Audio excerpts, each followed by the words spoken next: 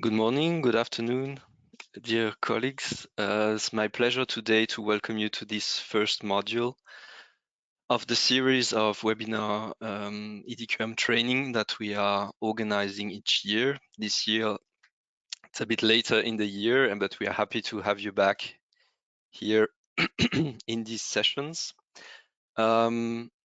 So module 1 covers some general aspects, general methods, general chapters, and general monographs, but goes also a bit beyond that and will cover some aspects of the European pharmacopoeia strategy that has happened in the last year or so. Without further ado, let's move on to my first slide. So I'm just thought to let you know a bit who's going to present today. So my name's Bruno Spildener. I'm French, so we are here EDQM in Strasbourg, but I'm also originating from Strasbourg. My background is analytical chemistry, worked in industry about 7 years, then joined EDQM already more than 10 years ago, where I worked initially on transversal projects before I moved on to a new position as a head of a division. It's called, very fancy name of Division A, and it's the division that stands for chemicals, herbals, and general methods. There, I'm leading a great team of 10 scientific program managers and 4 administrative supports. So today I'm going to lead you through this webinar presentation. Here's a small menu of what we will cover. I couldn't refrain from going into a little bit of the EDQM structure and the European Pharmacopoeia. That's going to be my short introduction. Then we're going to talk few minutes about the structure of the European Pharmacopoeia and its general principles very shortly. Then we're going to make a deep dive into general chapters work program update, all the different things that happened in the last year and a half or so, going over the chapters that were recently published, some major items that were added on our work program, those that are under public consultation or new entries in the work program. Also, as hinted for, later on, I cover some updates on the European Pharmacopoeia strategy and share a bit of our working procedures in the very end. So, sorry, excuse me. First part about the EDQM and the European Pharmacopoeia. And what I want to start with, sorry, is a small poll just to make that a bit more interactive and to see how you fare into following what's happening in the EDQM. So there's a QR code here if you want to flash that with your smartphones, or otherwise you can join from your computer at slido.com and entering the Slido number that you see on your screen. So thank you for joining there, and please take the question here that says, well, in 2024, this was a very special year for the EDQM because we had an anniversary, and here are 4 proposals for you to see whether you are actually following what's happening at EDQM. So I see that people are joining slowly but surely there. Let's wait a few minutes until you take the questions.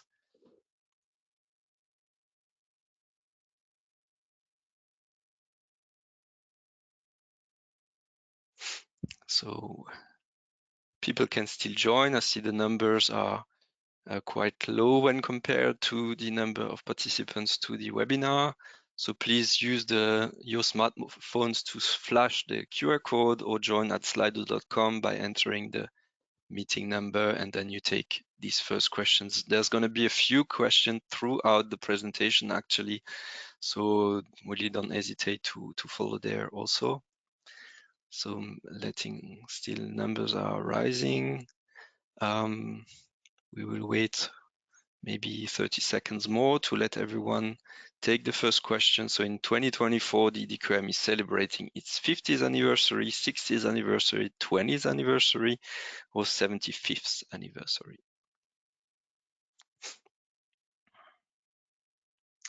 Few minutes still, okay. People are constantly joining. Let's wait a few seconds more, and then we're gonna close the poll here. And again, as said, there's gonna be some other opportunities on some other questions later on.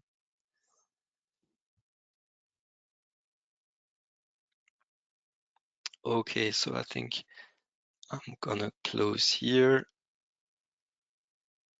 at the moment. Let's see what. So results. 60th anniversary was the one that had the most participants. So we see 54%, and those 54% are actually right indeed. So this 2024 was our 60th anniversary. Very well done of you. Okay, we move then to the next part. Thank you. So stay with me, and yeah, so just shortly about the EDQM. So EDQM is a directorate of the Council of Europe, so acting under the aegis of this Council of Europe, which was founded in 1949. That's the Council of Europe. And so it's our mother organization. Just a disclaimer that the Council of Europe is not the European Union. That's completely different. European Union is more I mean, for political aspects, and Council of Europe stands, I mean, is for the human rights, rule of law, and democracy. And the EDQM is the European Directorate for the Quality of Medicines and Healthcare, located in Strasbourg and acting under the aegis of the Council of Europe. And as you found out now, meanwhile, it was founded in 1964, so 60th anniversary today, this year, sorry. And we work in the framework of a partial agreement, 39 member states and the EU. And our mission is to contribute to public health, access to good quality medicines and healthcare. And that's where also within EDQM, there's plenty of activities, but we also do oversee the European Pharmacopoeia there. So next question on this Slido poll for you. What is the new vision of the EDQM? So there was a big change in our, let's say, communication. And there you can go again to the Slido page, and you're going to have the new question. There are, I just put there 4 possibilities. So is it protect and promote public health, benefit for human and animal health, together for better health for all, visible, tangible, accessible? So yeah, again, please use the poll to put what you feel is our vision at EDQM. And we're going to wait a few seconds until we have a fair number of participants there. Again, there's the QR code to join using your smartphones, or maybe then joining at slido.com and entering the little number that you find on your slides, in case you're interested in participating to this poll.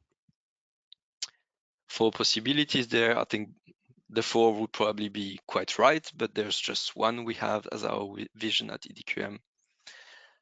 Protect and promote public health, benefit for human and animal health, together for better health for all, visible, tangible, accessible. So wait a few seconds until the numbers rise, and then we're gonna close that poll in just a few seconds while people are still voting. Thank you all for your participation. Okay, so we are just around 350 participants in the Slido. And once we reach that, I'm going to just close for now. There's going to be further question later on. New vision, together for better health for all. That's 50% of the participants. And indeed, this is the right one. Protect, promote public health could have been one, but the one we selected is together for better health for all.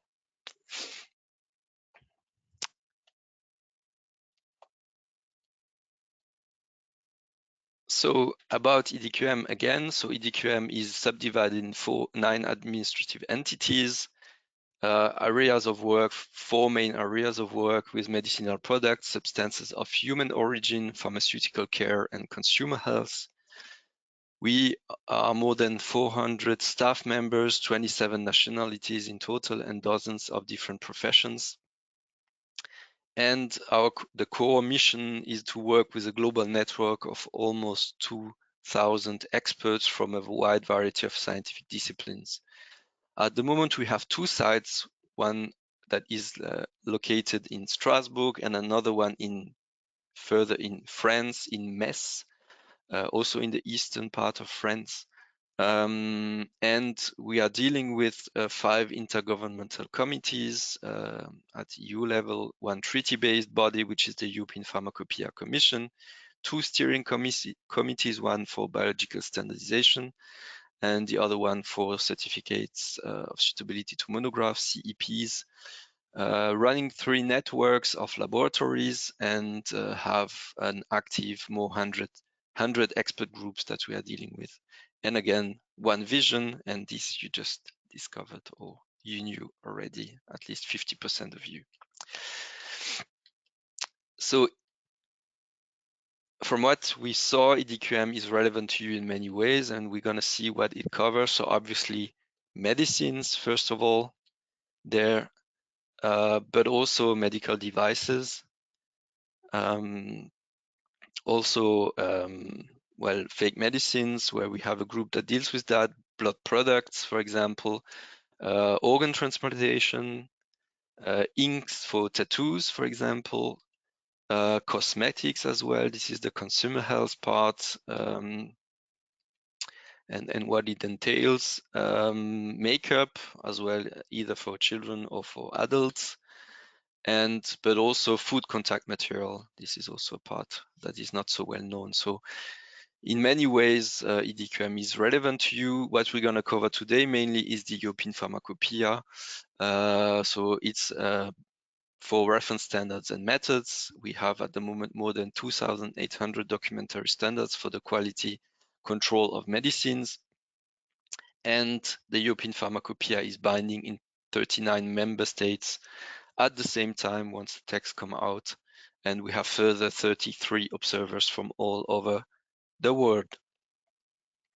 Together with the documentary standard, we have about 3,000 reference standards that are shipped to 132 countries overall. And again, here you see the different bodies that we are dealing with at the European Pharmacopoeia, which is the European Pharmacopoeia, which are our main treaty-based body, and the different expert groups, the Biological Standardization Steering Committee, and the Laboratory Production, Storage and Distribution of Reference Standards. So these all to make an impact on public health. So the European Pharmacopoeia, to dive a little bit deeper into the structure, the general principles in the structure, obviously you would know individual monograph. This is the main source of information there. I would say just took the example here of sitagliptin tablets and sitagliptin phosphate monohydrate. The individual monographs always refer to general chapters, for example, liquid chromatography, which is the main chapter for techniques there, but also general notices. On top of each of the text, there's always a link to general monographs and general notices, sorry, and to see very important information there, but then also along with individual monographs, general monographs and dosage for monograph, for example, on tablets. We're gonna go a bit more into detail. So general notices, they are also at the very beginning of the European Pharmacopoeia. So this would be chapter 1. It's very important to read. They apply to all texts, including general chapters, and they aim at providing basic information, but also very useful information, background information, to address general topics and general principles, including some elements of flexibility. They include definitions of conventional expressions. So they are the essential reading before even starting to use whatever monograph or other texts. There's an on-demand webinar that was made a few years back that contains quite a lot of detail there. In case you're interested, this link is always active and you can always go back to any of our trainings online. Some introduction here. So to give an example of some concepts that are covered in general notices, for example, there's mention of validation of analytical procedures, implementation and alternative procedures to pharmacopoeial procedures. These are also items I'm gonna cover later on in this presentation. Just a few words about the monograph elaboration principles. So the monograph specifications we are using are based on those of medicinal products approved in Europe, in any of our member states, unless otherwise agreed by the European Pharmacopoeia Commission. So in the case of unlicensed medicinal products, for example, so we take in account, first of all, approved medicinal products, but then there could be other considerations chiming in there as well. So we do base the monograph elaboration on these approved specification, but we then also look at batch data and take decisions based on these in our group of experts. The analytical procedure included in the monograph have been validated according to current guidelines, mainly ICHQ2 there, and all our individual monographs are verified experimentally before we publish them. Draft monographs are then reviewed by our stakeholders. This is where you can make an impact and where your feedback is very important to us. Also looked at by regulatory authorities, especially during the PharmEOPA stage. The policies for monograph development are quite clear. They are published on our website. These are called technical guides, and there's a whole series of covering very different specific fields from normal chemicals, but also medicinal products, because we are doing monographs there as well, vaccines, herbals, for example. So they are very specific technical guides, always interesting read, especially if you want to look into how specifications are done. Let's talk about general monographs now. So you see on the screen a snapshot of what the introductory part of a monograph looks like. So when I'm wanting to apply individual monograph, what I need to consider also is this little note at the top that says see information in general monographs, because whenever you want to apply an individual monograph, you have also to look at which general monograph actually applies together. This is very important, and few examples there. So if I'm interested, for example, in ibuprofen, if I'm API manufacturers, then I would go to the ibuprofen monograph, but I would also need to have a look at the substances for pharmaceutical use monograph that provides additional insights and additional requirements potentially.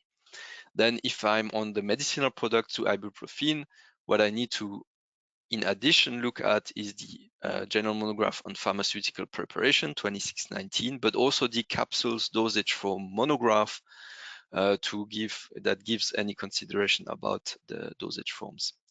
Then another example, just to illustrate that further, azithromycin being an antibiotic, I need to look, obviously, if I'm interested in the API, again to the substances of pharmaceutical use 2034. But also in this case on the general monograph covering products of fermentation. Then on the medicinal product side, again, those valid for the API, but also pharmaceutical preparation, and in this case, the tablets dosage form monograph if I'm interested in an azithromycin tablet, obviously. Here are a few examples of those very important general monographs. First of all, the 2034 about substances for pharmaceutical use. You see plenty of different aspects covered there. I'm just a few ones that are listed there. Related substances. There's a reference to chapter 510, which provides insights into control of impurities in substances for pharmaceutical use. Basically, that gives us the link to ICHQ3A for impurities. it's out there. There's a table with limits that are appropriate and that come together with reporting threshold and identification threshold, qualification thresholds. Then for elemental impurities, this is what gives us the link to the ICHQ3D, for example. They're highlighted again in red here and given for you scrutiny. For residual solvents here as well, a general remark about residual solvents, and what is covered there, especially for elemental impurities and residual solvents, is the fact that usually you wouldn't necessarily find a test in the individual monographs for these aspects because they are covered through the general monograph in a more general way. Also, yeah, including the concept of risk analysis and so on, as captured also in the different ICH guidelines. Then, well, a rather fairly new section, which is about nitrosamines, where we included here as well the principle of risk assessment and risk analysis, and that these nitrosamines impurities should be tackled at the stage of production mainly. Further example of General Monograph 2619 on pharmaceutical preparation. So we are here more on the medicinal product side. And again, here a few sections that I want to highlight. The one on microbiological quality, which gives links to the relevant general text that cover microbiological quality and some general aspects covered through the general monograph. Also here, elemental impurities are covered in a general way in this general monograph.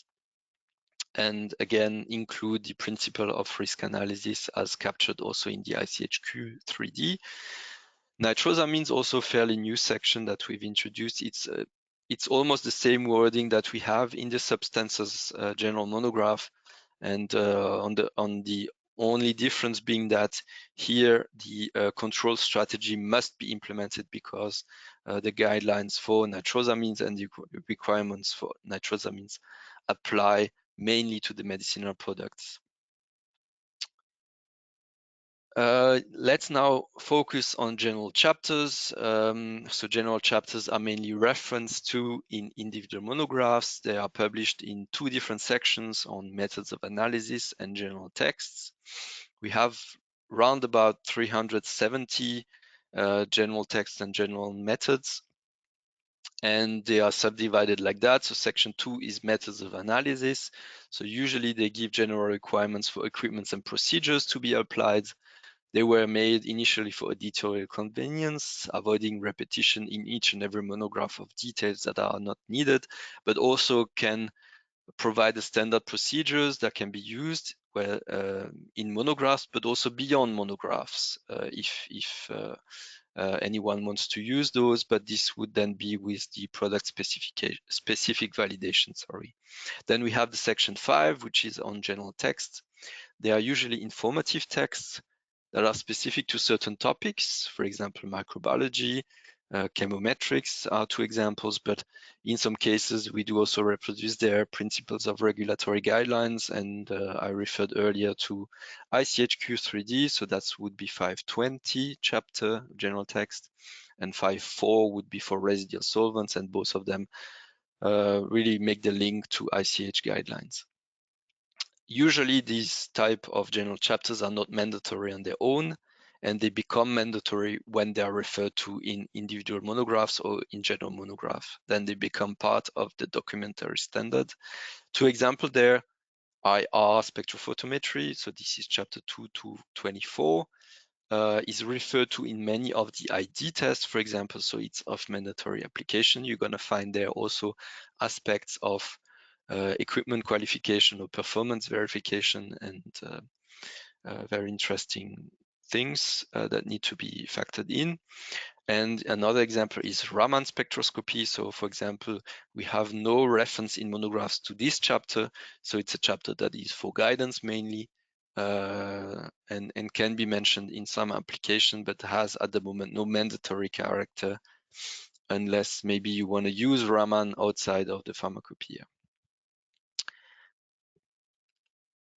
Then let's take a deep dive into the work program update, what we have been dealing with is in the last few months, and to update you on what is happening.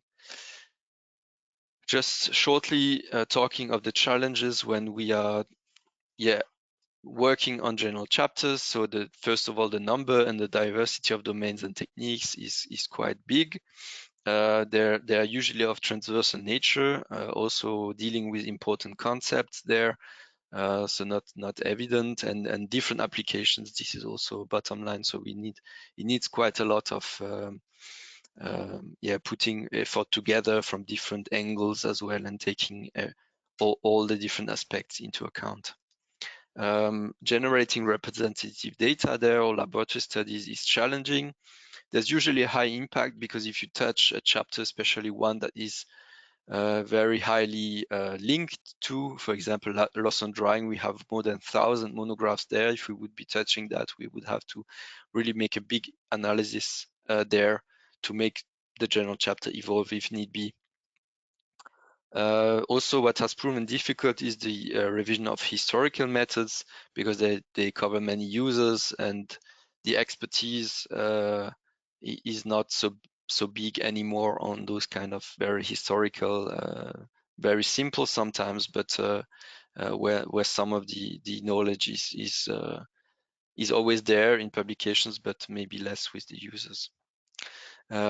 We need also there to ensure that we obtain reliable information from instrument manufacturers, for example, and getting their support is of utmost importance. Sorry. Finding the right balance, not to turn into a textbook, but providing just about the useful information for the stakeholders there.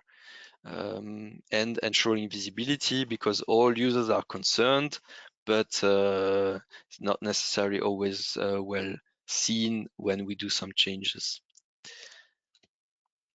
So what we have been dealing with recently, and I'm going to cover a few of these topics in the next few slides. First of all, publication of a chapter on balances for analytical purposes. Very important text. Also, the next one is chromatographic separation techniques 2 to 46. A few examples are given there, what we have been revising or introducing as new text recently for your consideration. The two I mentioned, I'm going to cover now in the next few minutes. Balances for analytical purposes. Here, it's a chapter 217. It's not the most well-known section there, which is section on that covers more instruments or apparatuses. And well, in the end, this chapter is applicable for all weighings described in the European Pharmacopoeia texts. We try to have the chapter fit in the international regulatory landscape. For example, it's aligned with the USP chapters so that we do not add additional requirements. Although I must say, it's not a test that went through official harmonization, but at least this is another way to try to harmonize while looking what is elsewhere, and by getting where it's meaningful, some alignment at least. It gives recommendation also for installation and location of balances on the aspect of ensuring performance, including life cycle management of balances, qualification, performance checks, and internal adjustments, and introduces the concept of smallest net weight in the European Pharmacopoeia and minimum weight, something that was already introduced in the USP chapters, for example. There's a further read to that, which provides further insights. It's a publication that was made on our Pharma Bio and Scientific Notes.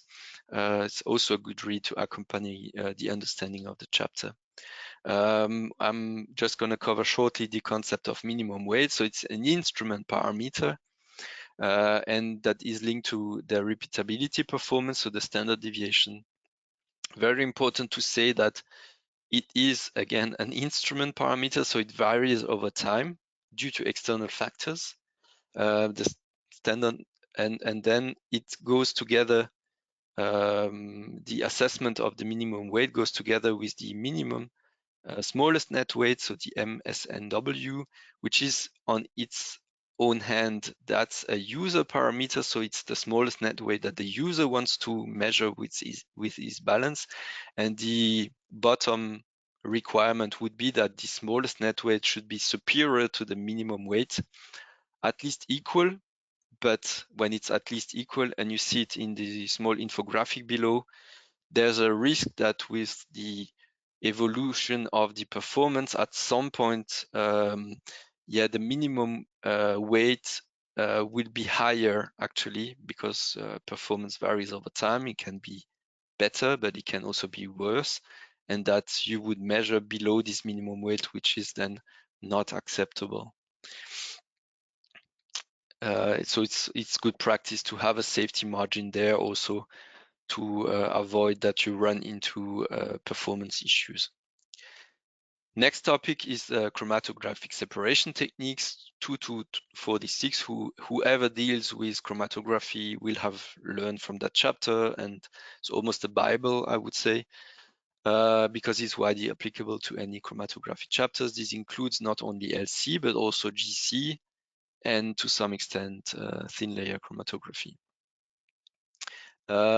Aspects that are covered there are most of all system suitability requirements. So they are, I must say, complementary also to the monographs, because they give also additional SSTs that are applicable to monographs. So whenever you read the monograph, there's the SST in the monograph, but there's also the one in 2 to 46 that need to be factored in. And then what is also known for is it's actually a framework for some flexibility when applying chromatographic methods, because it allows for certain adjustments to be made, while on the other hand also giving requirements how these adjustments can be made and how you can ensure that you still have performance. In a way, it's a sustainability enabler as well. We will see that later on in some other slides. This chapter had a main revision in the 11th edition, a further revision in supplement 11.3 to do some adjustments, but the main revision was in the 11th edition, so in July 2022, and the main changes were their full harmonization with USP and JP at the time. So very important aspects there.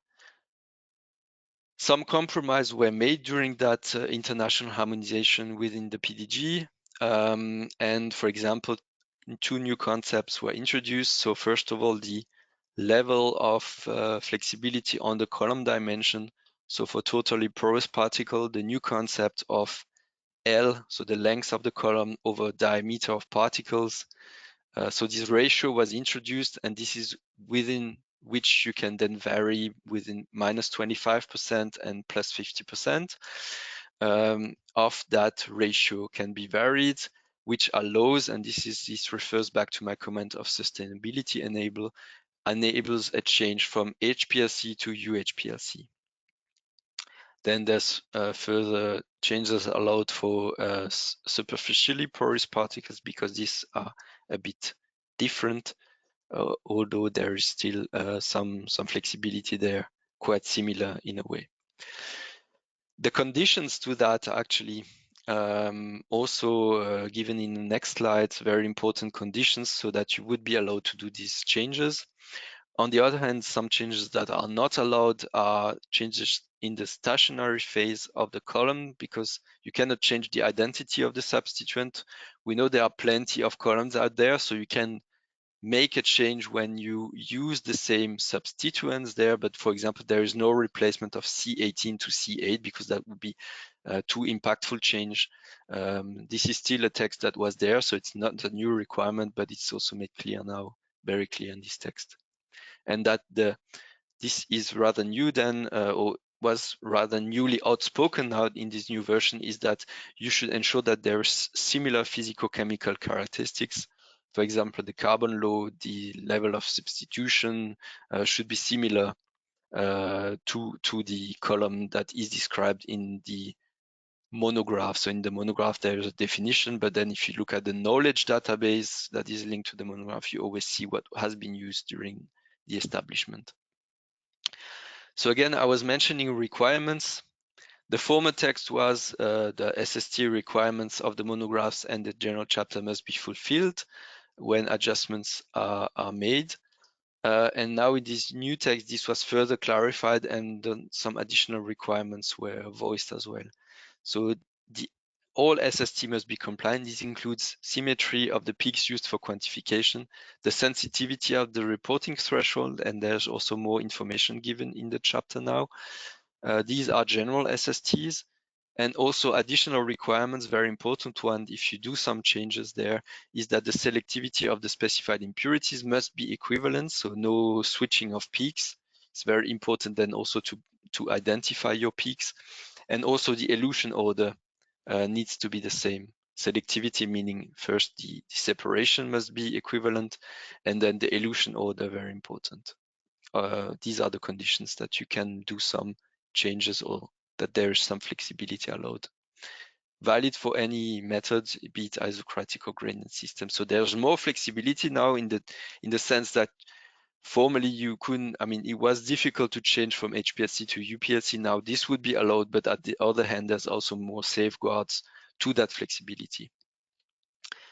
One key principle, though, very important, is that the changes must always be made on the reference procedure. So you always have to consider the pharmacopoeial procedure, which is the procedure described in the monograph, to make some adjustments. You cannot do adjustments from an already adjusted procedure because that bears the risk that you come outside of the zone of flexibility, and this wouldn't be allowed then. That would be considered then any changes that do impact too much would be considered then as a different procedures, and this would require validation and would be considered an alternative procedure. To accompany this chapter, to describe some of these principles I just mentioned, we also issued some Q&As that you find on the usual website where we have these Q&As alongside of our help desk. This is the Q&A that makes this statement of reference procedure being the first pharmacopoeial procedure, the one published in the monograph, and then a further one to say that the principle of 2246 was studied applies to pharmacopoeial procedures, and in itself the general chapter is not mandatory for in-house procedures, so ones that would not be described in the monographs. And that any reference to 2246 outside of the frame of the pharmacopoeia would need to get the approval of the competent authority during the market authorization approval or the ISMF or DCEP. And that this assessment should be part of the marketing authorization. I need to mention here that, for example, competent authority took that into account as well, and the new Q&A was very recently published by EMA on their website. There's a link there.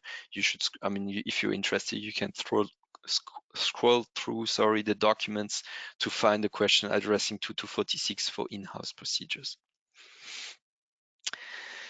That was about it for procedure, for general chapters on methods, and now we are covering some general texts. Here's a list of some that we updated or published new in the last few years. There's a chapter on multivariate statistical process control, one on chemometric methods that was first published some years back, and now supplement 11.1 was further revised to clarify and to update. There's a fairly new chapter on design of experiments that was published not so long ago, and then two also fairly new and important chapter relating to concepts about implementation of pharmacopoeial procedures and comparability of alternative analytical procedures. I'm going to talk a bit more into detail on, first of all, design of experiments, 533. As said, this is a chapter that was published in supplement 11.7, so quite new. Design of experiments, probably you've heard of anyway, but here's to mention what is about and in which background the chapter was published and included.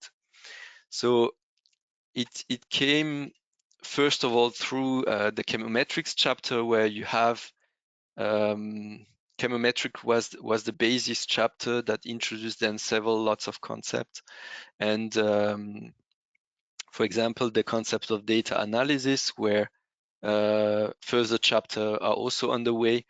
Then the obtaining the knowledge about chemical system using predictive models. This would be then captured also in the chemometrics chapter, and then designing, selecting optimal performance experimental procedures. And this would be the part, the building block that would be covered in the design of experiment chapter. So the chapter is an overview of whatever is existing there on design of experiments, being a driver for experimental situations, to optimize analytical procedure, evaluate procedure robustness, also doing comparability studies of analytical procedures, and some further concepts there. The objective was to give, first of all, an introduction to the use of design of experiments, provide some guidance on good practices, and set out the regulatory framework and critical aspects that needs to be addressed when such consideration are being considered, especially in the frame of marketing authorization. This fully aligns then to the recent development at ICH level about analytical quality by design, for example, where DOE is also one of the main tools for development of analytical procedures there. Before covering the next topic, allow me now again to use this polling system so that we could have a few questions and to look if you're still with me. So this next question again in the Slido, so please again grab your smartphones or use the link here on the slide to get to the question. I would be interested to hear from you how you do apply a pharmacopoeial procedure in your labs. There are 5 proposals here. Well, I directly use it to analyze my samples. I first perform a full validation of the pharmacopoeial procedure. Third possibility, I ensure the appropriate performance of the pharmacopoeial procedure in my lab. Fourth one, I carry out verification experiment to confirm the suitability of the pharmacopoeial procedure under the actual conditions of use in my lab. Or last, I do not use the pharmacopoeial procedure in my lab. So again, few seconds here for you to take the poll. So very interested to hear what you think of this question and how you answer that. Please take it, and we're gonna close the poll in a few minutes. It gets me time to have a small sip.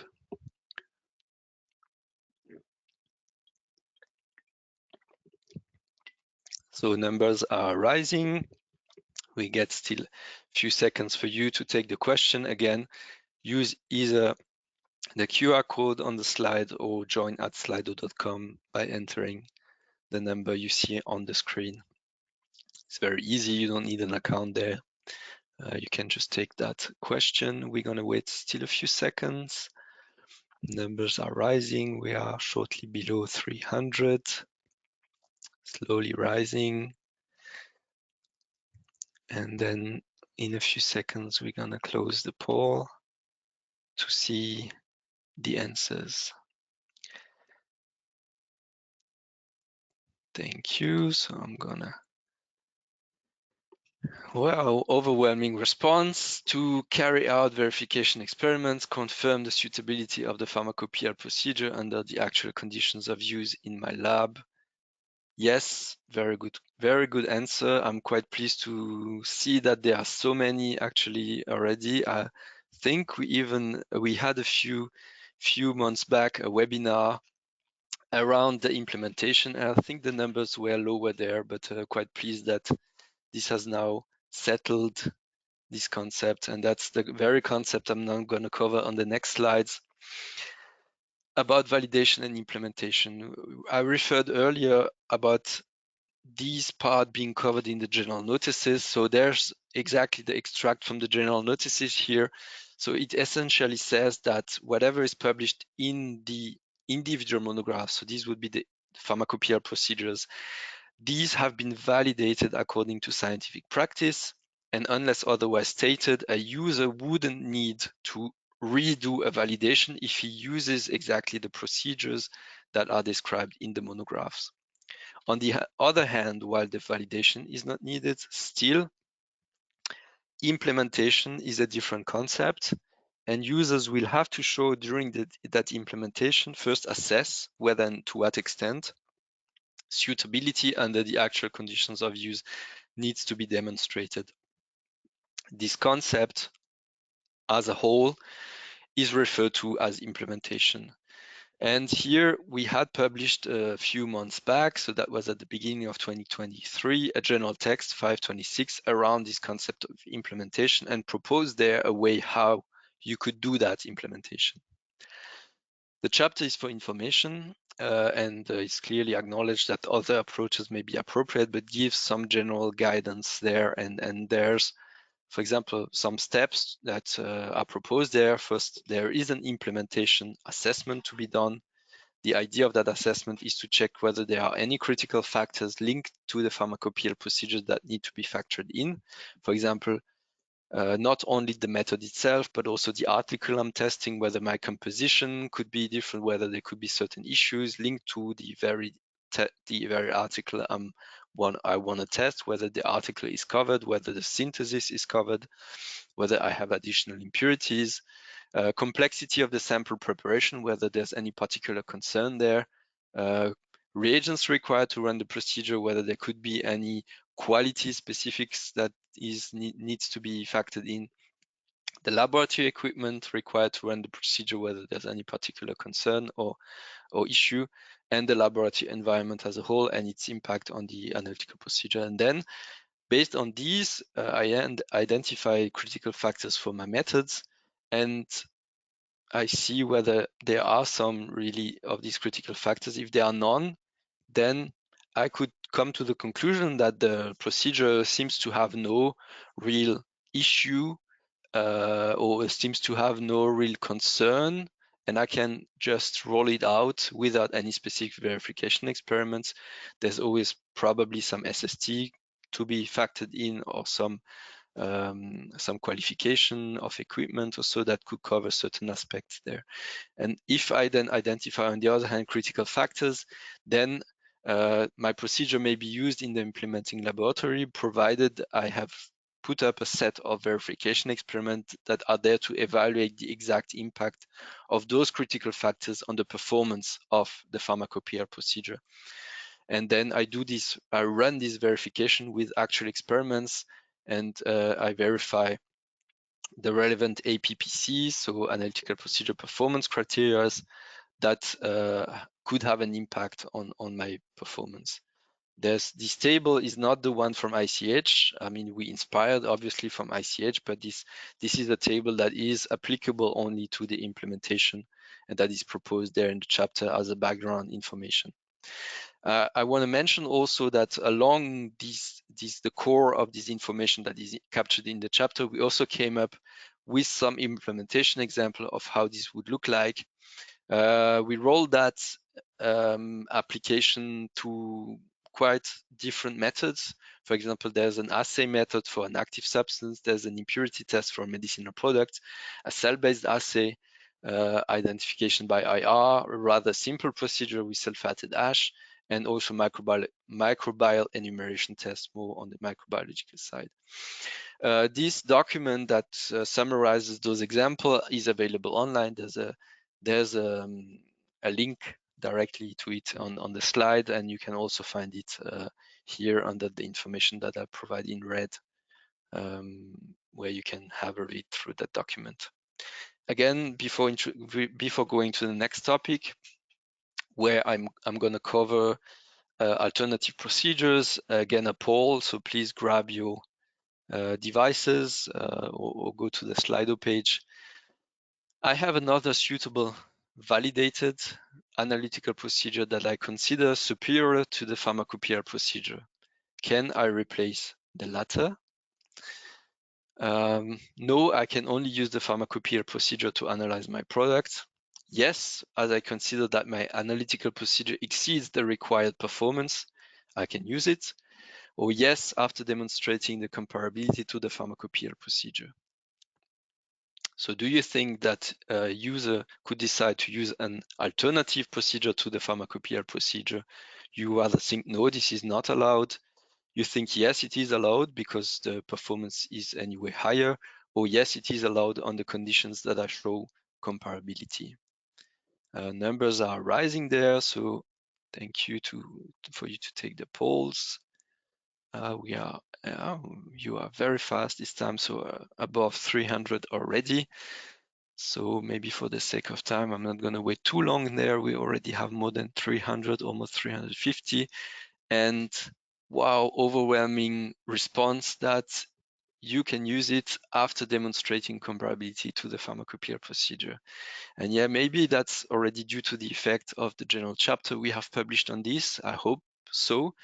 And I'm going to show, although you still know it seems, but I'm going to shortly talk of this chapter. Sorry for that. So this is part of the flexibility that is allowed in the general notices indeed. So a user would be allowed to use an alternative procedure.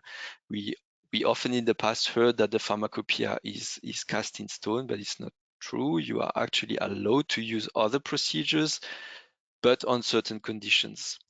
First of all, it has to be under the agreement of the competent authority that alternative procedure may be used, and to be able to use that, you should show that you enable with the other procedure, the alternative one, an unequivocal decision, which is in essence a same pass-fail decision that you would be taking if you would be using the official procedure, which is the pharmacopoeial procedure.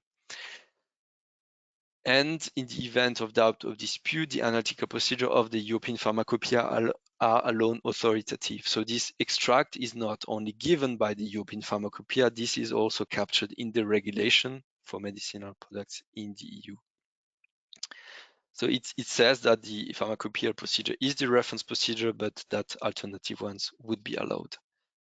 The principle of the new chapter we have is also here published for information. There is guidance on some possible approaches, and there's a thin line between sufficient guidance and restrictive requirements that we try to walk there. The scope are cases where a pharmacopoeial analytical procedure is referenced in individual monographs and that it would be replaced by an in-house analytical procedure. Not in scope are the development of new analytical procedures or the application of pharmacopoeial procedures, so procedure that is described in a monograph, to articles that are not covered by the monographs. For example, if you want to use an API method for a medicinal product, this is a use that is not covered by the pharmacopoeia and would require additional validation. Key aspects of the general chapters provides a framework, then covers the cases, and again, what is not in scope there. The process that was captured in the chapter, there are certain prerequisites first. The first one is that, you should do an implementation of the pharmacopoeia procedure. This is for the purpose of gaining some knowledge of the performance in your own setting, again, referring to 526, but also that the alternative procedure has to be validated first, because otherwise this is not feasible. Step one is a comparability assessment.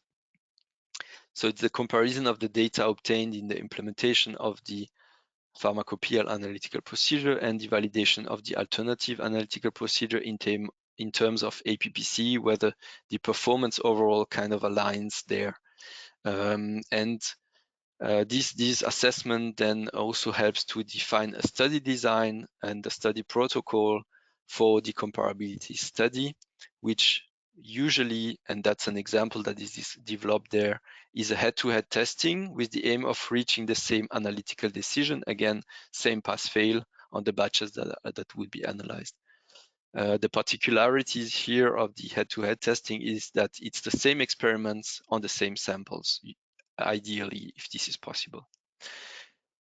The ultimate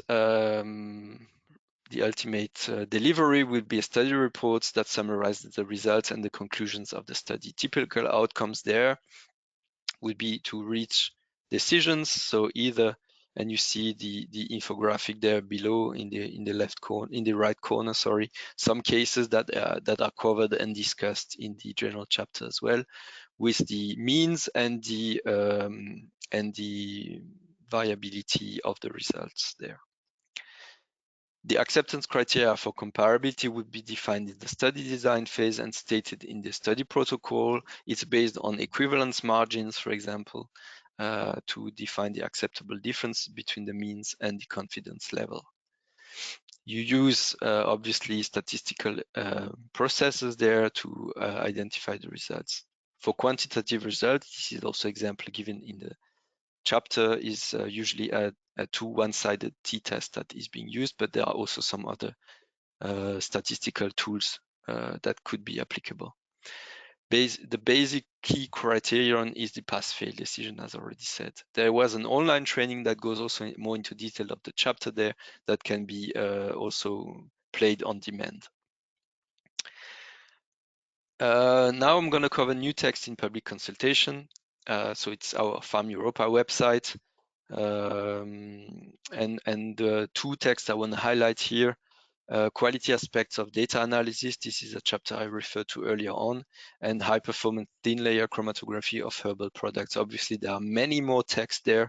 I just highlighted the general ones, but there are also all the revisions of monographs, and you see here how the Farm Europa website looks like, and anyone can comment there either through the national pharmacopoeia authorities if you are part of a FIR member states, or through the help desk if you are not.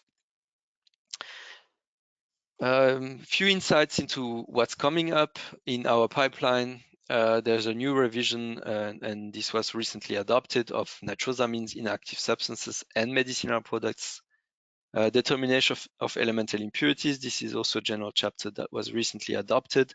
And here you see this little star, which means that it just underwent international harmonization. This was quite a long time on the work program, and now we are glad to say that this was approved and adopted. Then a few others here that are listed for your information. I'm not going to go too much into detail there. I'm going to talk a little bit more about the alternative methods for microbiological control. This is a work in progress. So general principle of the alternative microbiological methods are three categories with basic principles of methods. There's no recommendation of one method over another. It's not an exclusive or exhaustive list. Other methods may be applicable. Three methods, three categories: growth-based methods, direct measurements, and cell component analysis.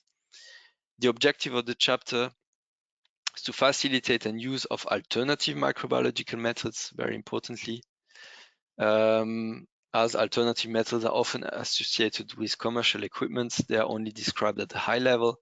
No specific methods, no specific equipment described, but some general aspects to use alternative processes to add flexibility and allow to use other techniques than what is currently described, because that's a rapidly growing field, and it makes sense to cover these aspects as well. The revision is ongoing, and there's a general update of the chapter. Recent major additions on the work program. This would be new items we will be working on in the next months. Mass spectrometry. So this is a chapter that was added quite a long time ago and that didn't have an update. So we decided now to tackle these, include new aspects around the use of mass spectrometry and new applications. Chapters on elemental analysis also, as we have now revised the chapter 2420 around techniques, we want to also tackle the techniques there. And then some further chapter also to align here and there, depending on the applications and the new things that are boiling. Now, let me cover the next part, which is an update on strategies. First of all, I want to highlight a document, which is European Pharmacopoeia and Commission Priorities. So this is a document that always is published when there is a new chair appointed. The next appointment is going to be next year, and it's the priorities for the next 3 years of the mandate of the chair. There's a link provided here below in case you are interested. It gives overall rules, what needs to be covered in the pharmacopoeia, the future programs over the years, and I put in yellow some of the ones that I'm going to cover in the next few slides. but this is always a good read to know where we are leading.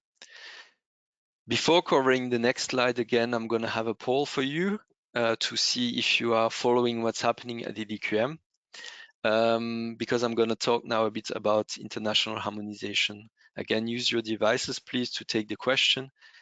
This is now a bit of a different question because you can select different answers. So beware to enter all that is meaningful.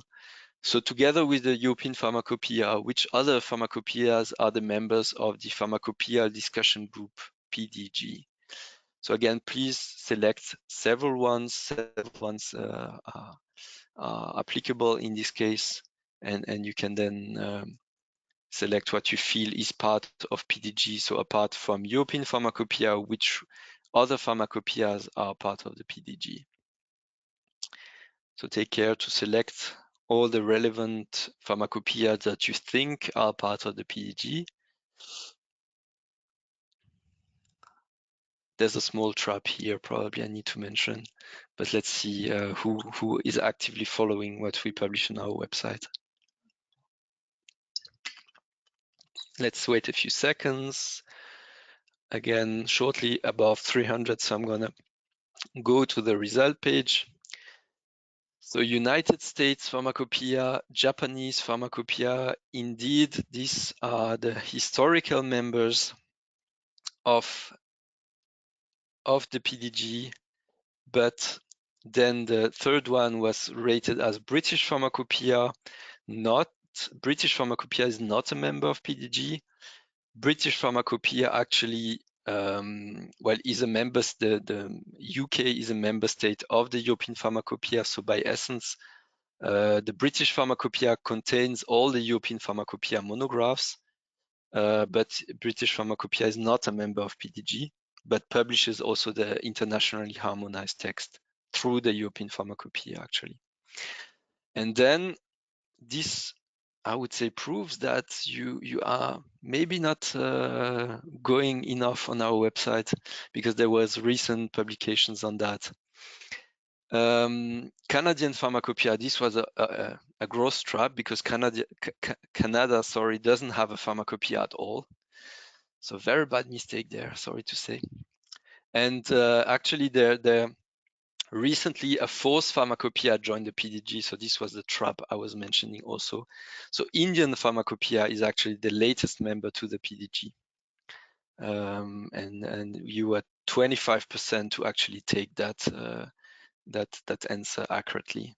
So the next few slides gonna cover that also. So international collaboration, here's a view of all the relevant activities around collaboration. So first of all, the FER itself is a model of international collaboration, because once a monograph enters and is applicable in the pharmacopoeia, it's then applicable in 39 countries all over Europe.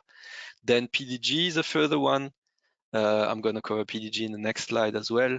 Then we also do have several bilateral agreements with memorandums of understandings.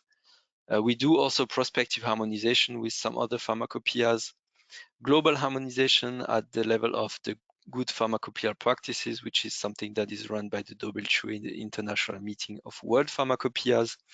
And we are also active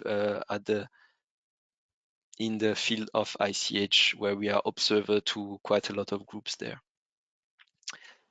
PDG, as mentioned, PDG began in 1989 and includes, since 2023, IPC as a joint new member, joined in 2023 as a pilot phase of the PDG extension, and was recently confirmed after the end of the pilot phase. The mission of the PDG is harmonization of pharmacopoeial standards, throughout the different members of PDG, has a detailed process with specific stages and terminology, and uses exchanges at that level to try to come up with harmonized monographs. So again, this was a breakthrough and a very important historical moment. After more than 34 years, the PDG funding pharmacopoeias, we're pleased to welcome fourth member, which was the Indian Pharmacopoeia on October 2023 as a pilot, and I was confirmed in 2023, sorry, at the end, and now in the second half of 2024, there was a new call out for further expansion of the PDG. So there's this, so this pilot was prolonged, and the new members were asked to issue a letter of intent that they would be interested to join the PDG. So let's see what the future entails for PDG, with potential new members also aligning and coming up in the next few years. Here's just an overview of the general chapters. To mention that all 31 general chapters have now been harmonized with the adoption of the elemental impurities, G07 elemental impurities. PDG is mainly about excipients. General chapters on one hand, but then in terms of monographs, it's excipients, and there are 62 on the work program at this, or 62 that either are on the work program or that already went harmonization. Then a next strategical point that is somehow linked to PDG, because there's PDG, as said, is mainly about excipients, but there's a bigger strategy for excipient monographs that is undergoing, where there are general reflections around current approaches of the European Pharmacopoeia when setting standards for excipients, whether these are fully fit for purpose, or whether there should be additional consideration to be taken in account. So in 2022, a working party was created, and the first outcomes are expected this year. Obviously, it will require stakeholders' involvement there, and for example, a survey is being now prepared, and it will reach our stakeholders soon. So watch the space there if you're interested in influencing the way standards are set for excipients. Another aspect that was covered in the third priorities was new therapeutic modalities. And there we cover also now mRNA vaccines. These are 3 new general texts that have just been adopted around the quality of mRNA vaccines and its components. There will probably be more news, more detailed news coming soon on that, but you see that the texts that are listed there, 3 general texts around components and mRNA vaccines quality. Overall, there was a strategy also about nanomedicines. Here also a working party was created that was tasked to develop develop monographs and general text for liposomal formulation, but not only, going beyond that as well, because liposomal is one form of nanomedicine, but it goes beyond, and we see more and more novel ways to deliver therapies in the body. Another chapter that was recently adopted is on bacteriophages, with 2 texts here, one on phage therapy medicinal products, general text, and one on a method to determine the potency of bacteriophages. They were both adopted very recently. No, the general text was adopted recently, but the general method is still under development, and watch the space here if you're interested. There will soon be a publication in PharmEuropa.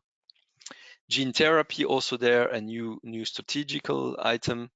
The idea there was to delete an historical chapter on gene transfer medicinal products for human use, and to replace it by a general monograph and a journal chapter. Both of them were recently adopted in March this year and will be coming very soon, towards the end of the year. Then contribution to address medicine shortages. Here also we have several pillars of activities ongoing at the level of the certification procedure, measures that are in place, fast tracking CEP assessment for APIs, providing information on reliable sources about CEPs, for example. The OMCL network is also very active in the testing of medicines products there. Methodological guidelines were being developed of how to act in case of shortages. And there's an European drug shortages formulary that is now live and running, where monographs of standardized unlicensed preparation are being developed. That's a proactive action, and the reactive action are technical recommendation and expert opinions when the shortages are ongoing. Last but not least, the European Pharmacopoeia itself has also thought of, or is also now assessing the Union list of critical medicines, and will probably have some targeted additions of API monographs to the European Pharmacopoeia in the months to come. Further update on strategy about removal of animal biological safety tests. So maybe you have followed there, and there was a recent major milestone achieved with the deletion of the rabbit pyrogen test in several monographs. That was at the session in June. News had been published on our website there, where the European Pharmacopoeia Commission adopted 57 revised texts which deleted the rabbit pyrogen test from the monographs, and a new chapter has been made about pyrogenicity there. So as a result, the rabbit pyrogen test will no longer be required in any text of the European Pharmacopoeia, which allowed us also then to propose the suppression of the chapter itself. And this was then recently adopted also by the European Pharmacopoeia in the November session. So overall, a major achievement for animal welfare. There were further achievements in that field with other animal biological safety tests that were recently tackled and suppressed. So there was in the past, in 2017, the abnormal toxicity test that was suppressed, and the chapter itself suppressed. I covered now pyrogens in a recent suppression, and two other further tests were tackled at the same session in November. With the suppression of histamine and depressor substances, where animals were also used still. So just to say a few words about this new pyrogenicity strategy, I mentioned the different deletions that happened. A new chapter was adopted also there about pyrogenicity overall, where you apply a risk analysis approach for the potential presence of non-endotoxin pyrogens at different stages of the manufacturing process. And you see here the whole set of methods that can be used instead of the former rabbit pyrogen test. Either you use a bacterial endotoxin testing, either via the LAL method or with the recombinant factor C method, or the monocyte activation test that can be used also as an in vitro method. The decision on the testing strategy and on the limits is to be taken by the users, and would then cover for the pyrogenicity strategy. Yeah, some maybe you haven't seen, but on our website very recently there was also kind of a breaking news alert. And this is for next year. So the European Pharmacopoeia will switch to a fully online format. This proves to be a new era for the European Pharmacopoeia. You may know that previously we always had both formats, the book format, our famous blue book, and the online format, which had the same value. Now we decided to switch to a fully online format only. So the books will no longer be available from us. The launch of this will be for June or July next year. The idea is to come up with a more user-friendly platform. So at the same time, we will develop a new platform with organized content in a more intuitive way, with direct access to different versions and a simplified publication process for us. And the licensing model will also evolve there. What are the main changes that we can disclose at the moment is also the publication rhythm will be different, where in the past you had one edition and 8 supplements over a course of 3 years, for example, 11th edition and then 11.1 up to 11.8. Now in this new frame, you're going to have one edition, and this will cover 3 issues per year. So you're going to have in a year 12.1 at the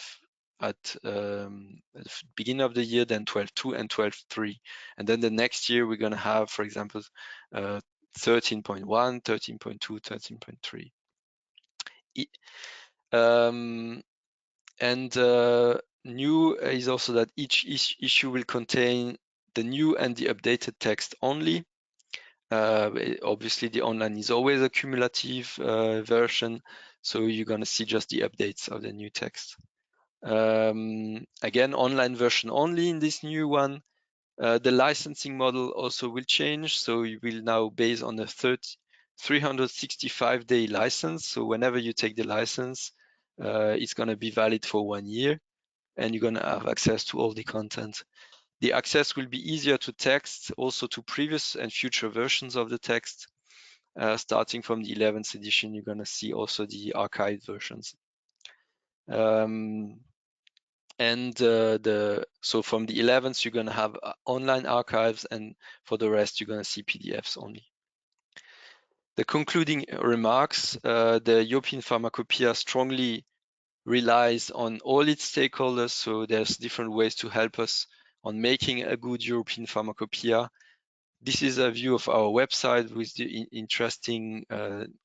many interesting information around the Pharmacopoeia, and I want to highlight these here on how to participate in the work of the Pharmacopoeia. These are going to be my concluding remarks. How to participate, first of all, I mean, if you're interested, you can join the network of experts. So at the moment, as said, about 900 experts from Europe mainly, but also from all over the world. Different sectors are covered, either regulators, industry, and academia. So you can make a difference in your career by becoming an expert, joining the Pharmacopoeia, helping to develop the standards or to update them if you have some interesting submissions there. Further way to participate, if you can also, anyone can submit either a draft or a request for revision. This is the form how it stands to propose revisions, and those forms would be for any text where you have suggestions to change, or a monograph where you feel that your method brings some added value or covers additional impurities, then you can always write to us either via help desk when you are not member states or via the national pharmacopoeia authorities to make that claim. Last but not least, evident way to help us to shape the documentary standards and make them suitable is the PharmEuropa platform. That's where the texts are land for comments. Whenever we update text, or elaborate text, we always have a public consultation step, and we publish everything there, and you can always have a look and see whether there are comments that need to be made there. So thank you for your attention. I want to highlight here a small arrow for the newsletter. So maybe those that didn't answer all the questions right, that's where you can get more information about what is cooking for the European Pharmacopoeia. So make sure you get a newsletter and subscribe there if you're interested. Thank you for your attention again. So now we're going to move to a Q&A session. And for that session, my colleague Igor Bratoš is going to join me to help answer more questions of you. And we're going to now start this Q&A. Thank you all. Okay, hello to all of the participants also from me. I'm going to be helping Bruno, and we'll be taking questions interchangeably. So let's get started. The first question that arrived concerns solubility testing, and that's one that we also frequently get on the help desk. So the question is this test for indication only? And if source doesn't mention it in their COA, is the COA acceptable? I guess I slightly rephrased it for more for better understanding. So first of all, yes, the hint of the answer is already there. The solubility is generally is part of the characters section of European Pharmacopoeia monograph, and characters section is non-mandatory. So fulfilling it and performing the parameters that are listed in it is not mandatory. This is covered in the general notices and in the general chapter 511 on characters. And the second half of the question is much more of a GMP aspect and concerns the relationship of supplier and client. So whether if it's performed or not really depends on the requirements that are set between the two parties. So I hope this answers this question. Bruno, have you had the chance to read the next one? Thank you, Igor. Yeah, I'm going to take one question that came, how to differentiate between mandatory application and non-mandatory one. So usually when a text is given for information, for example, it would be generally it can be written on the text itself. I'm referring now, for example, to general text 526, 527. There is clearly said in the preamble that the texts are given for information, that other approaches can be applied. So this is one thing, I think, but then usually when a text is referred to in a monograph, an individual monograph, for example, or a general chapter or a general monograph, then again, as I said in the slide, this text that is referred to becomes part of the standard, and then you have to follow also the requirements that are described there elsewhere. Maybe Igor, back to you. Okay, so we are now reaching the implementation and comparability aspects that were covered by Bruno in the presentation. The question reads as follows: does the EDQM consider that two different method technologies are equivalent if we provide comparability studies results? For instance, for the assay, for the assay of an active substance, can we have a potentiometric method as alternative method to a liquid chromatographic method? So this approach is actually covered in the general chapter 527, and it would be possible, for the example that was given is possible, but it all comes down to how the comparability assessment is performed, which is actually the first step in the whole demonstration of comparability procedure. It is envisaged that two very different techniques or methods can be compared if they're based on very different physical chemical principles. It all comes down to how the comparability is defined in the for the comparability assessment, and then even also for the comparability study protocol. And you always have to keep in mind that the ultimate goal is reaching the same pass and fail criterion. So yes, it is possible to compare, for example, a potentiometric titration with a liquid chromatography method. It's just going to have to be covered in the protocol and the assessment, and also the expressing of the result. Even though the two methods probably don't have directly comparable APPCs, of course, chromatographic parameters cannot be compared with titration ones, and vice versa. But it is possible, always keeping in mind the ultimate goal of the demonstration of comparability. Bruno, over to you. Thank you, Igor. Next one, still around comparability of methods. Do the other detectable impurities given in the monograph have to be considered in any way? Does the new method also be able to detect all these impurities? So this is, I guess, a special case, because So other detectable impurities are the impurities that are listed in monographs. So there's this transparency list at the end of the monographs. In case you are interested more into impurities, there's actually a dedicated session there, sorry, in module 3. I think this one is on Thursday.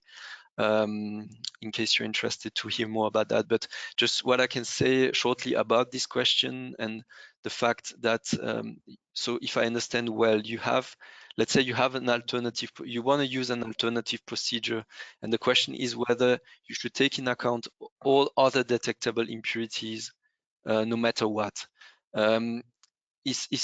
What should be considered here is that the monograph that is elaborated in the European Pharmacopoeia covers all the sources on the market. This means, I mean, it's relevant for any route of synthesis that is known out there and that was taken in account during the elaboration of the monograph.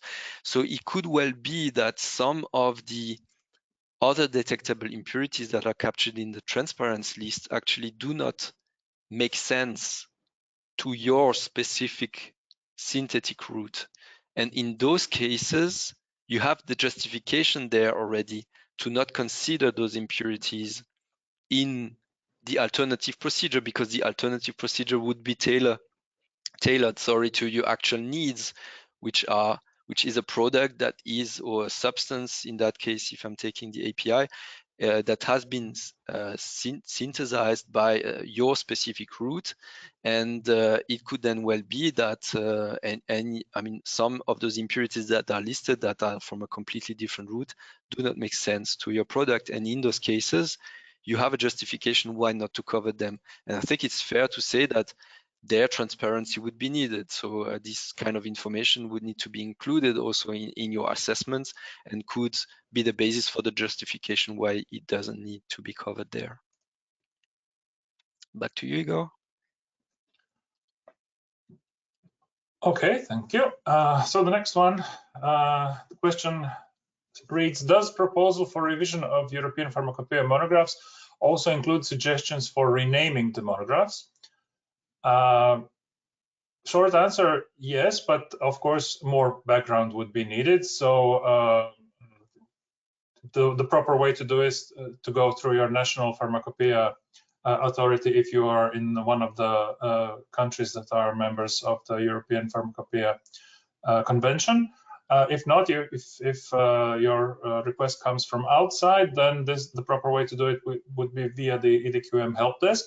But again, as much information as possible should be included. I guess just renaming without giving further background would be difficult to justify. Maybe I can just add to that question. If the question was also on the fact that if there is a specific process to update titles. So currently we have from time to time indeed requests to change titles, and we ourselves have started a process some years back to update, for example, degree of hydrations in titles, because we found some issues there, or contradictions between titles and definitions. And our usual process is to actually undergo also public consultation there if we see there's an issue. And this is why I also refer to the importance of Pharm-Europa to voice concerns or provide some feedback there. And if you see things, as Igor said, you can always ask specifically for revision, or then if you see a monograph, for example, that was published without a change in the title, you could also propose there and say that you have a particular issue to raise. That was just my addition on that. I'm then going to take one additional question. Sorry. Which parameters can be kept in analytical procedure if we use pharmacopoeial method? I'm not quite sure I fully understand this question, but maybe opportunity to just mention that any parameter that are described in the monograph are normally there because they are felt they are important. So usually they would be, all of them would be very important to be followed. And they are the bottom of the pharmacopoeial procedure, and they are in that sense requirements. Back to you, Igor. Okay.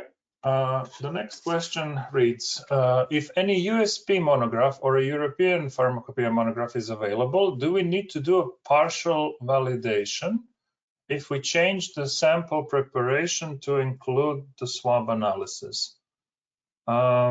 I guess this is going into some detail, but the principle, I believe, the question is whether USP and the European Pharmacopoeia monographs are interchangeable or equally valid. So the short answer to this is no, unless they have undergone international harmonization within the scope of the PDG, as Bruno covered in his presentation. So if the monograph or even the general texts are harmonized, then they are considered equivalent, and then they can be used interchangeably, or the requirements are covering all of the parties that have signed accepting the harmonization. There is a note to be made here. There are, in certain cases, local requirements in one or more of the signing pharmacopoeias that are then not considered equivalents, but these are particular cases. And in all other cases, monographs from other pharmacopoeias or procedures described in general chapters in other pharmacopoeias are considered alternative analytical procedures and have to be treated as such according to section 125 of the general notices of the European Pharmacopoeia.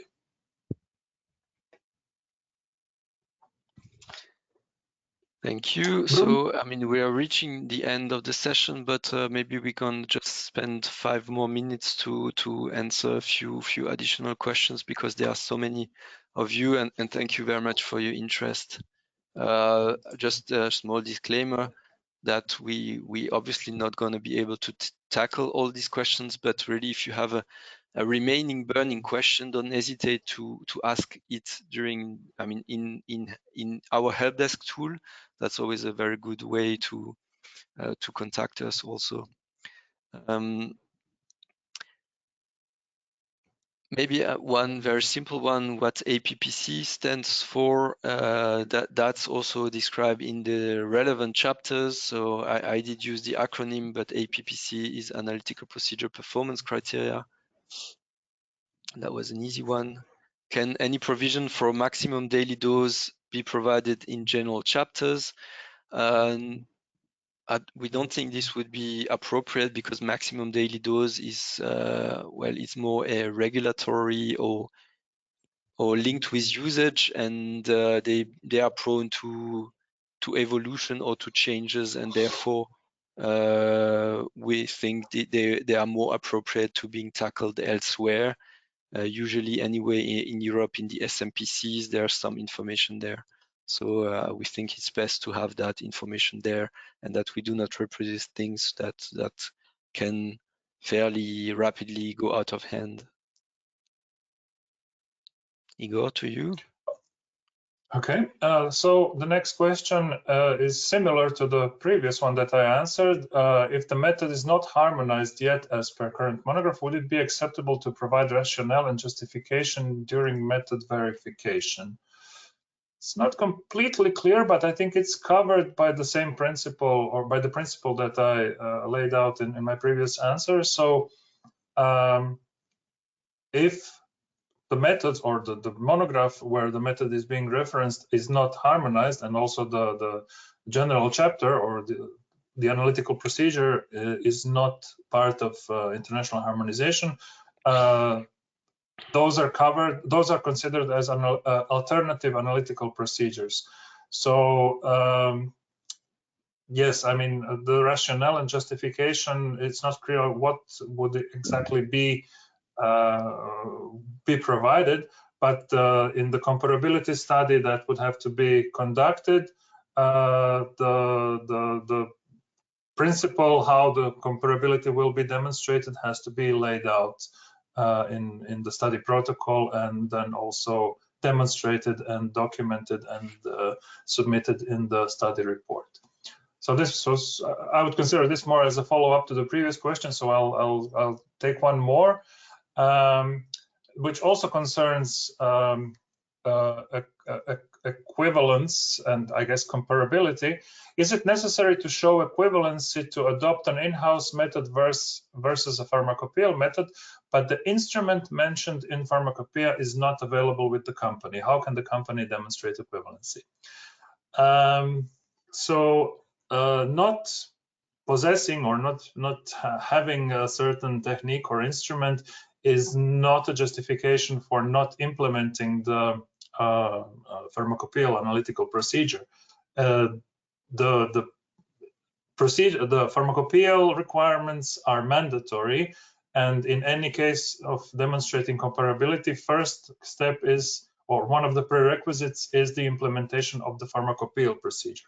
So it's really the responsibility of the user or the implementing laboratory to either obtain all of the means necessary for the implementation, or I suppose outsourcing is an option, but that's really beyond the scope of the European Pharmacopoeia. But again, I would like to emphasize that successful implementation of the pharmacopoeial procedure is a prerequisite in the whole comparability process. Thank you, Igor. Maybe I can just add to that also. I think you answered indeed in a general way. I wasn't so I just wasn't sure whether the user, for example, was referring to the knowledge database, because from time to time we indeed provide there some information around the instrument that were used during the development or the verification of the analytical procedures.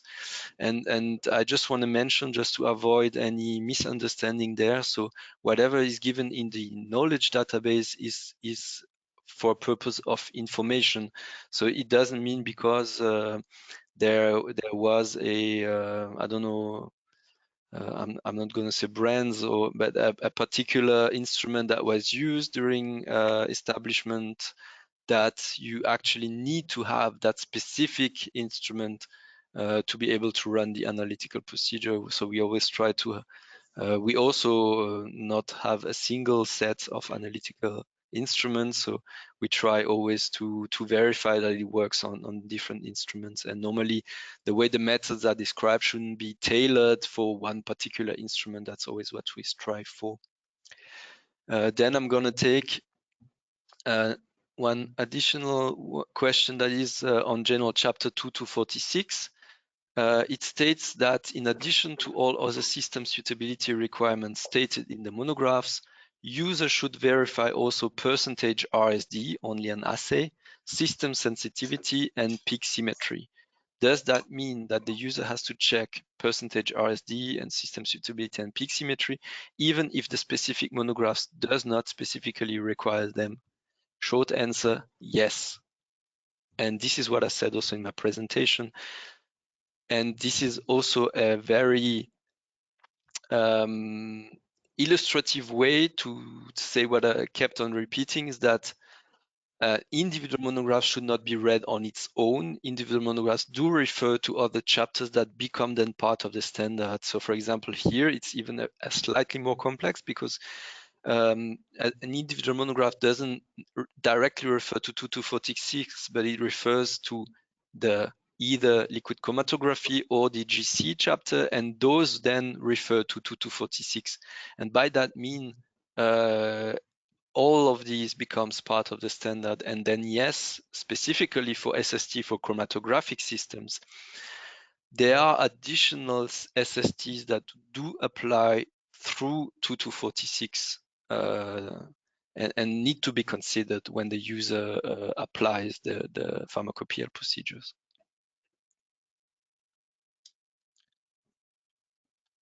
Okay, next question. Did yeah. you? We already overstepped our time, but I guess one or two more questions. Yes, of course. No, it's fine. Okay, so the next one reads, Chapter 2532, water microdetermination, would be updated as mentioned in the pipeline. Will there be a section on coulometric Karl Fischer with oven, as the current acceptance criteria seem quite conservative for this technique because there is more variation as compared to the technique without the oven?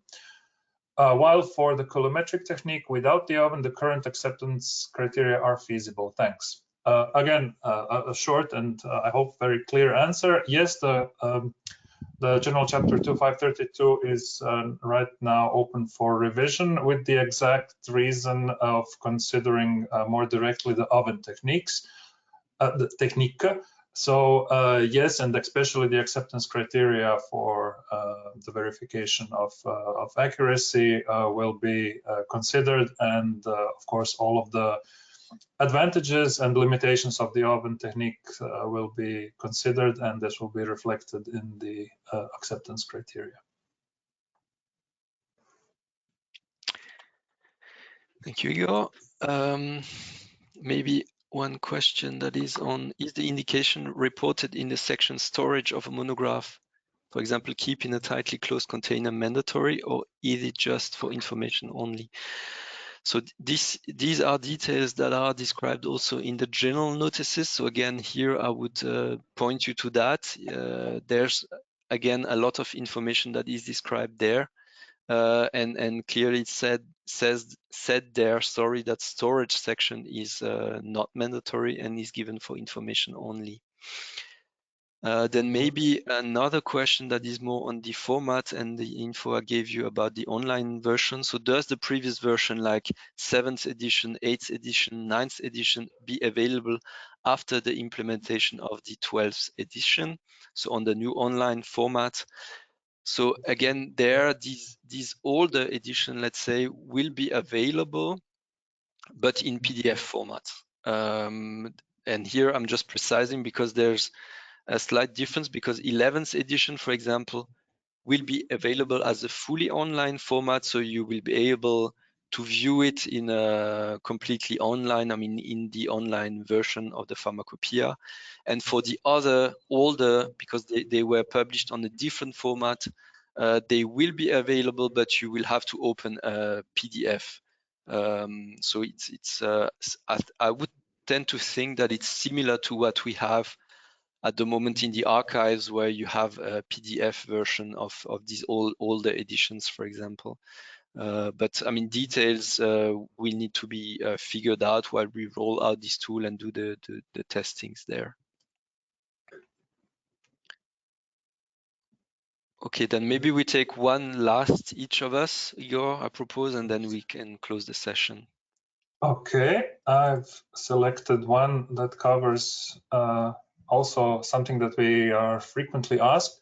It says, is it possible to get AQBD data of an analytical method which was published in the European Pharmacopoeia monograph? And I'm going to be a little wider in the scope, not just AQBD. AQBD is, okay, fairly recent, or depends on how you want to look at it, but I'm going to generally say the data and the validation and everything that concerns the elaboration and revision of European Pharmacopoeia texts, so that is to say monographs and general chapters, is not publicly available and cannot be shared publicly.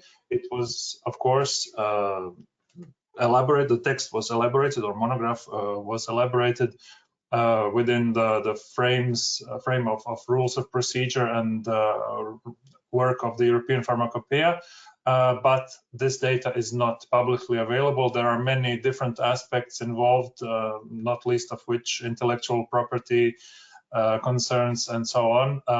But again, the general answer is the validation data and data from the development or elaboration phase or revision phase of a European Pharmacopoeia text cannot be made publicly available.